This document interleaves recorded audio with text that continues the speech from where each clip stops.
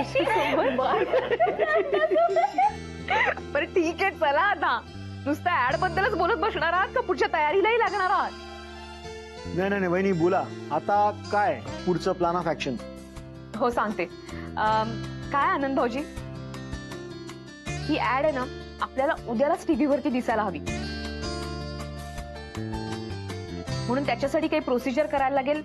जेनीला बरोबर घ्या आणि लवकरात लवकर ते काम करून टाका.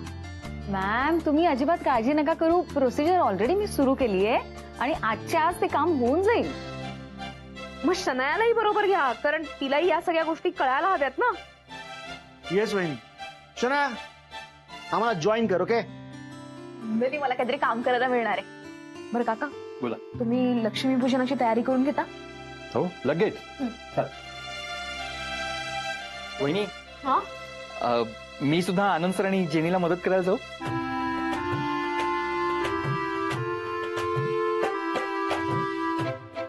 नाही नको श्रेयस, तू माझ्या बरोबर थांब, मला मदत कर. बरं चला तुमचं चालू द्या, मला निघायला पाहिजे राधा. हो तुला एसबी मध्ये पण जायचंय ना. हो आणि उशिरा पोहोचलो तर पुन्हा डॅडच्या दोन गोष्टी कोण ऐकत बसणार. चला चला कामाला लागूया. चला जेनी, चलो चलो. आपण लागलो. ए श्रेयस तू वहिनी बरोबर हा. चला. Thank you so much sir. या wish you the same. Yes yes we should celebrate. हो हो हो या बाय. बाप रे, सकाळपासून कॉल सुरू आहेत, संपतच नाही आहेत. आणि आज दिवाळी आहे म्हटल्यावर कोणाला टाळायचं म्हटलं तरी टाळता येत नाही. प्रत्येक कॉल अटेंड करावा लागतो. हा फक्त मला सोडून. असं का बोलतोय? अरे काय माया, आज सुट्टीचा दिवस आहे. आजच्या दिवशी मला वाटलं होतं आपण दोघं मस्तपैकी जाऊ, छान अजून वेळ घालू एकत्र, तर तू पुन्हा एकदा मला ऑफिसला घेऊन आलीस. आपण ऑफिसला आलोय कारण तेवढं इम्पॉर्टंट काम आहे. असं काय इम्पॉर्टंट काम आहे आज? यशवंत सरांचा कॉल आला होता म्हणून आपण आलो इकडे. यशवंत सरांना महत्वाचं बोलायचंय. हो. Hello, people. Good afternoon. Hello sir, happy Diwali. Happy Diwali sir. Happy Diwali to both of you, and a very prosperous, happy, and most importantly, peaceful Diwali. Thank you. Maya, come to the cabin. या. Gurunath, tu suda. Yes sir.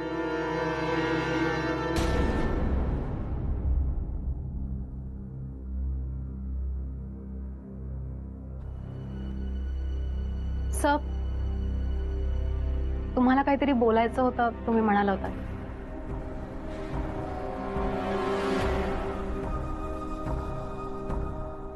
हो, मला जरा सिरियसच बोलायचं. तू अनेक वर्ष मला ओळखतेस माया. तुला ठाऊक आहे की मी आडून कधीच बोलत नाही. जे काय ते स्पष्ट. तद्वतच आज मी स्पष्टपणे तुला एक प्रश्न विचारणार आहे आणि माझी अपेक्षा आहे की तू अगदी खरं उत्तर मला देशील. माझा मायावर पूर्ण विश्वास आहे. आणि माझा सौमित्रवर. तर सौमित्र निर्दोष असल्याचा पुरावा मी तुम्हाला देते. सगळ्यात पहिला पुरावा तुमचे आणि आईंचे संस्कार. माया ही जवळची मैत्रीण आहे, मग असं असताना सौमित्र तिच्या बरोबर हे कधीही वागू शकला असता? हे गुरुनाथ तिच्या आयुष्यात आल्यानंतरच असं का होतंय? काही दिवसांपूर्वी जे काही घडलं, आय मीन तुझे आणि सौमित्रचे फोटो अँड ऑल दॅट, तेव्हापासून हाच विचार फक्त माझ्या डोक्यामध्ये घुमतोय. आणि जितका मी विचार करतोय तितकाच मला विश्वास बसत चाललाय की यामध्ये सौमित्रीची काहीही चूक नव्हती. तुझा राधिकावरचा जो राग आहे त्याच्यामुळे हे सगळं घडलंय. सर आम्ही तेव्हाच सांगितलं होतं तुम्हाला की जे काही ते खरं आहे सर. त्या व्यतिरिक्त गुरुनाथ गुरुनाथ गुरुनाथ, प्रश्न मी मायाला विचारलेला आहे आणि मायाकडनंच उत्तराची अपेक्षा आहे मला. बोल माया, आजही तुझ्यावरती सगळ्यात जास्त विश्वास आहे माझा. आणि आज जे काय बोलशील ते फक्त खरंच बोलशील अशी माझी अपेक्षा आहे. हे जे काय घडलं ते सगळं खोटं होतं. फक्त तुझं कारस्थान होतं असं जरी म्हणालीस ना माया, तरी मी सगळं विसरून तुला माफ करेन. That's my promise to you.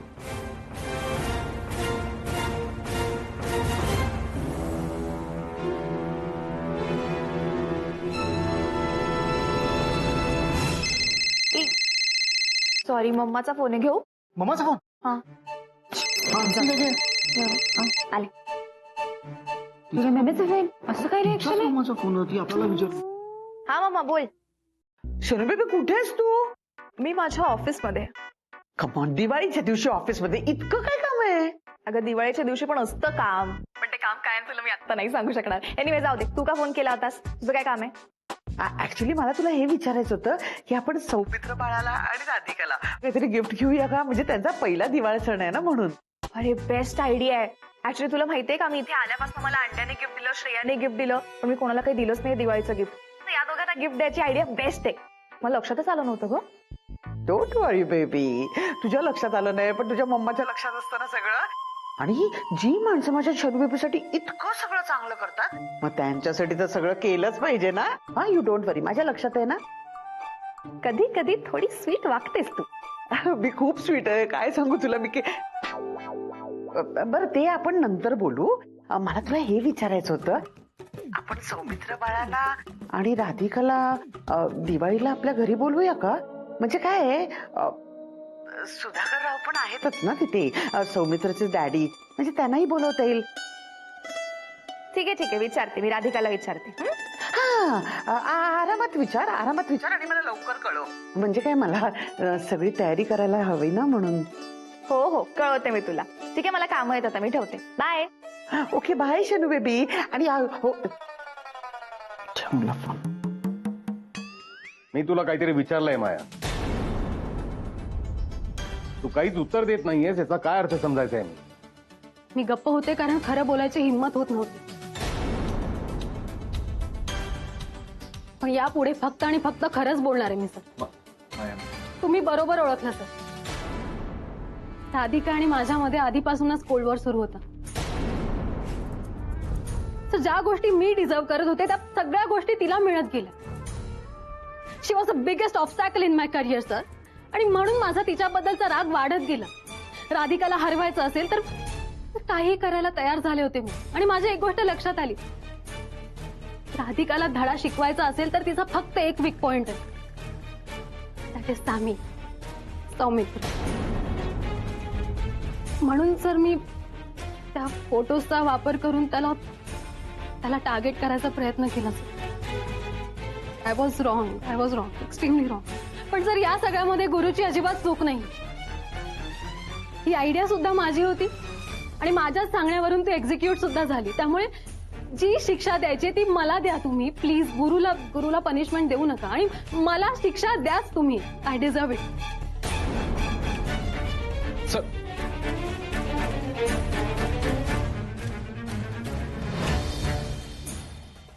माया, मी तुला अगोदरच सांगितलंय, झालं गेलं सगळं विसरून आपल्याला फक्त पुढे बघायचं. तू हे सगळं मान्य केलंस, यातच तुझा मोठेपणा आहे, यासाठी तुझं कौतुक. खरंच तुझं सौमित्र आणि राधिका बरोबर पुन्हा एकदा छान असं रिलेशनशिप झालं तर ही दिवाळी खऱ्या अर्थाने माझ्यासाठी हॅपीएस्ट दिवाळी होईल. राहिला प्रश्न तुझ्या आणि गुरुच्या रिलेशनशिपचा. माया, तुझ्या आयुष्याचा जोडीदार कोण असावा हा निर्णय फक्त आणि फक्त तू घ्यायचा आहे. हे तू एकटीने ठरवावंस, या मताचा मी आहे. आणि तुझं जे काय या बाबतीत मत असेल ते मला मान्यच आहे.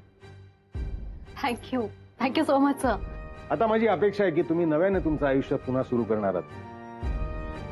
जे काय घडलं ते पुन्हा कधीही कुठेही घडणार नाही अशी पण माझी अपेक्षा आहे. तुम्ही दोघांनी सौमित्र आणि राधिकाच्या आयुष्यात यापुढे लुडबुड केलेली मला अजिबात खपणार नाही. आणि आय प्रॉमिस यू, त्यांना सुद्धा मी तुमच्या आयुष्यात लुडबुड करायला अजिबात परवानगी देणार नाही. त्याबद्दल तुम्हाला काय म्हणायचंय? नाही सर, म्हणजे याबद्दल मला काहीच म्हणायचं नाही. बट येस, तुमच्याबद्दल थोडंसं बोलायचंय मला. आता काय माझं चुकलं बुवा? सर तुम्ही कधीच चुकत नाही, हाच तर तुमचा प्रॉब्लेम आहे सर. सर तुम्ही नेहमी म्हणत आलात की तुमचा सौमित्रपेक्षा माझ्यावर जास्त विश्वास आहे. मी तुमचा तो विश्वास तोडला. तरी आज तुम्ही मला मोठ्या मनाने माफ केलं. यातच कळतं की तुम्ही किती किती मोठ्या मनाचे आहात. सर मला माझी एक बाजू आहे ती मला मांडायची आणि दिस टाइम खरी बाजू. सॅमी आजही माझं बेस्टी आहे. तो कालही होता आणि नेहमीच राहील. आमची फ्रेंडशिप कोणीच तोडू शकत नाही.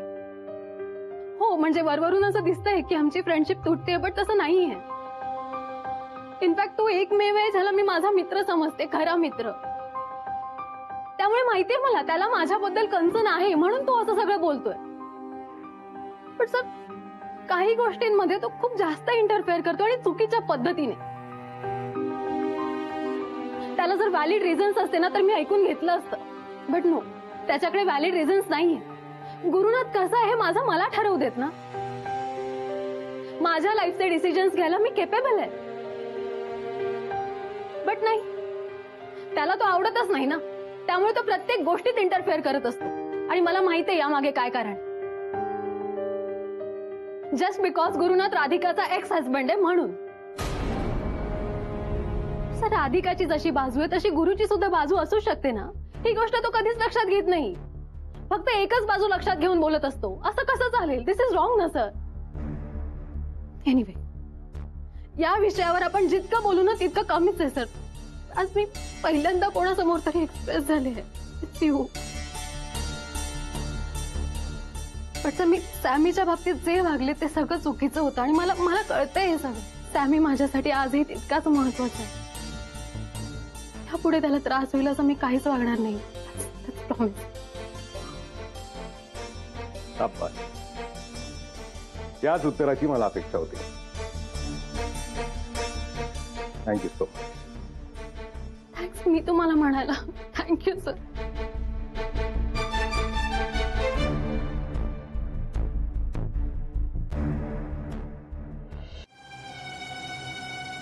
गुरु काय झालंय? का चिडचिड करतोय? मी कुठे चिडचिड करतो? मी काही बोललो का? काही नाही. I am absolutely fine. बोलशील आता? नाही, काही बोलण्यासारखं नाहीच आहे ना. तुला सगळं बरोबर कळतंय, तू सगळं बरोबर वागतेस. अजून काय ना, सगळं व्यवस्थित चाललंय. काय झालंय सांग ना मला. माया, यशवंत सरांसमोर तू जे काही वागलीस ना ते मला अजिबात पटलेलं नाहीये. काय गरज होती त्यांना सांगायची की आपण जे काही केलं ते खरं होतं म्हणून, ते आपणच केलं म्हणून ते कबूल करायची काय गरज होती?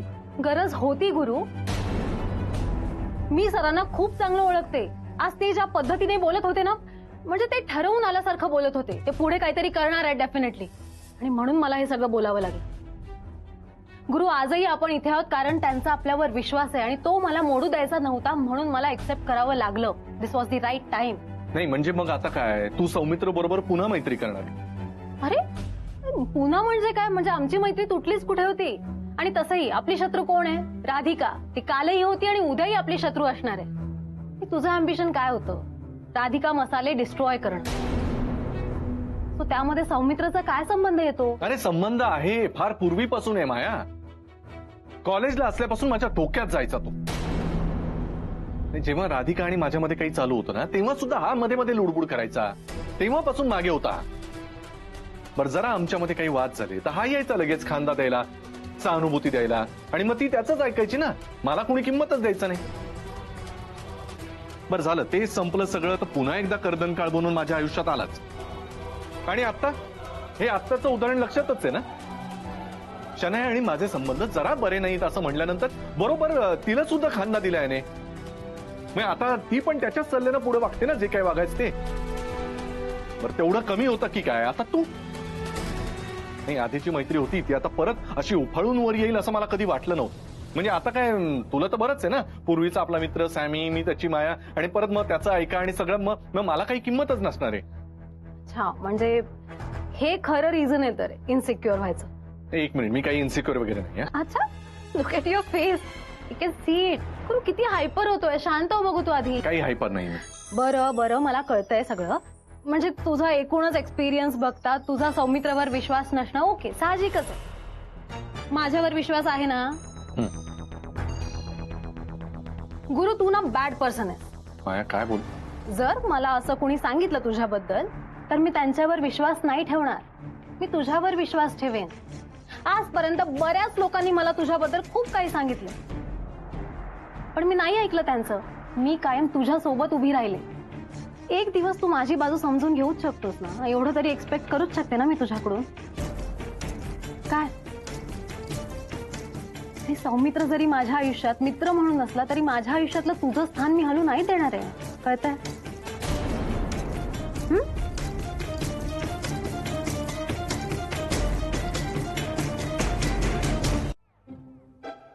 जेनी, हा का रे? शनाया कुठे? काय पाणी देऊ? नाही, शनाया असेल इथेच कुठेतरी. का रे? नाही बघ बघ. नाही नाही ती बहुतेक ते भाऊबीजेची तयारी करत असेल. का?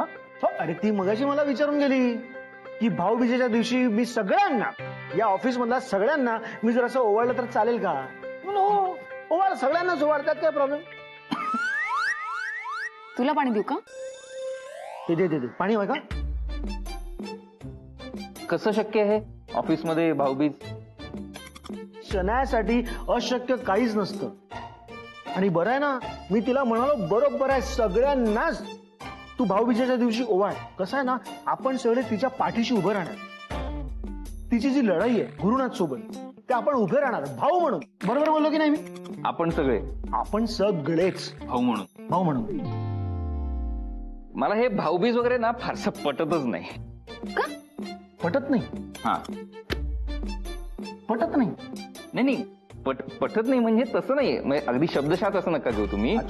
म्हणजे सख्खे भावंड असतात की नाही, सख्खा भाऊ सख्खी बहीण, त्यांच्यात ते भाऊबीजेचं छान वाटतं, मस्त वाटतं एकदम. हा, फक्त ते मानलेला भाऊ मानलेली बहीण कशाला पाहिजे उगाच?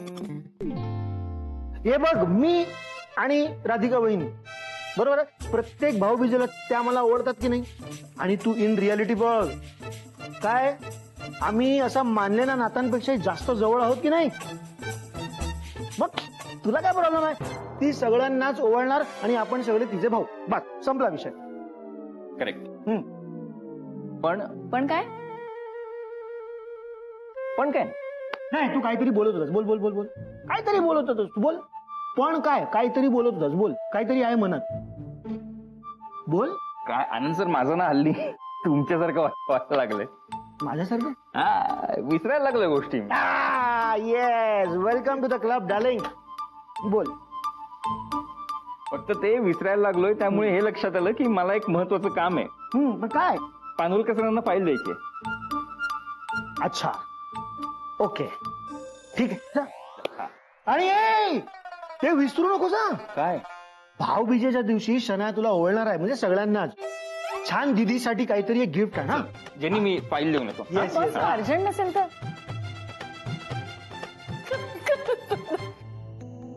लावा बरं. अरे नीट लावा. आता झालेत ना? चला या या या, इकडे या लवकर. अरे वा, काय पूजेची तयारी चालली आहे का?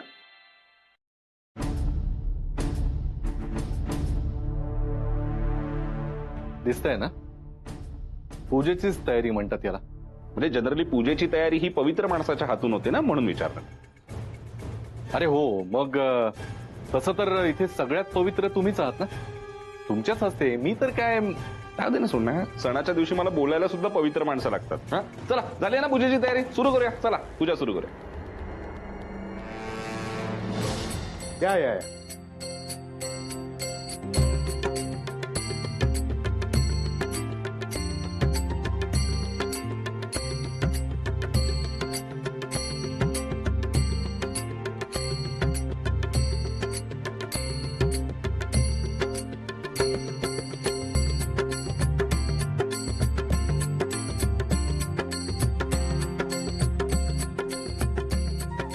मी न मागताही तू मला बरंच काही दिलंस.